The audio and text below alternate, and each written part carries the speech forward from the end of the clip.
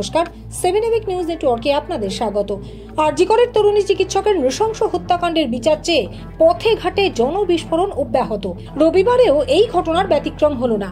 তিলোত্তমার দোষীদের কঠোর শাস্তির দাবিতে এবং সুরক্ষার দাবিতে অভিনেতা অভিনেত্রী, সঙ্গীত শিল্পীদের প্রতিবাদী মিছিল থেকে শুরু করে নাগরিক সমাজের পাশাপাশি রামকৃষ্ণ মিশনের প্রাক্তনীদের প্রতিবাদী মিছিলের জেরে স্তব্ধ হয়ে গেল ব্যস্ততম শহর কলকাতার রাজপথ।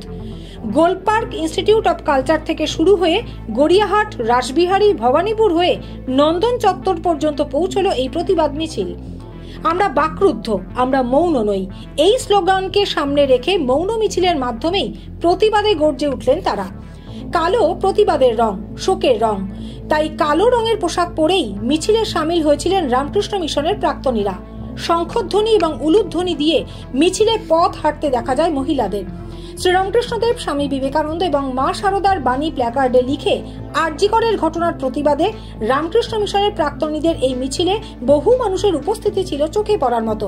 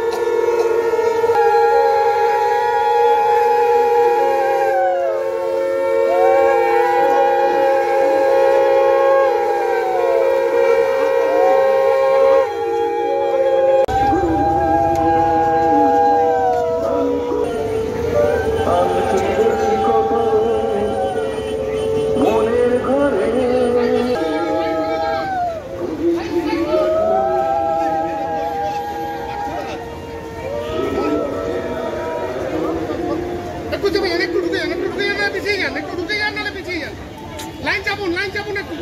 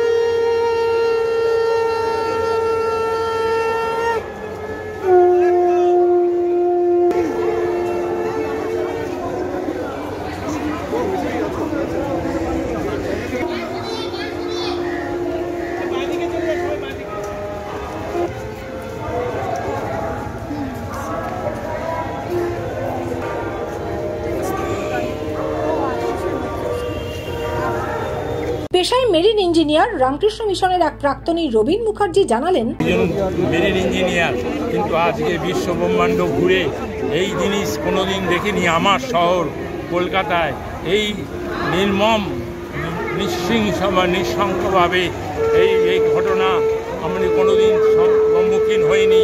তাই আজকে আমরা সবাই মিলে সমস্ত রামকৃষ্ণ মিশনের যত প্রাক্তনীরা তারা বেরিয়ে পড়েছে আজকে এর প্রতিবাদ করার জন্যে।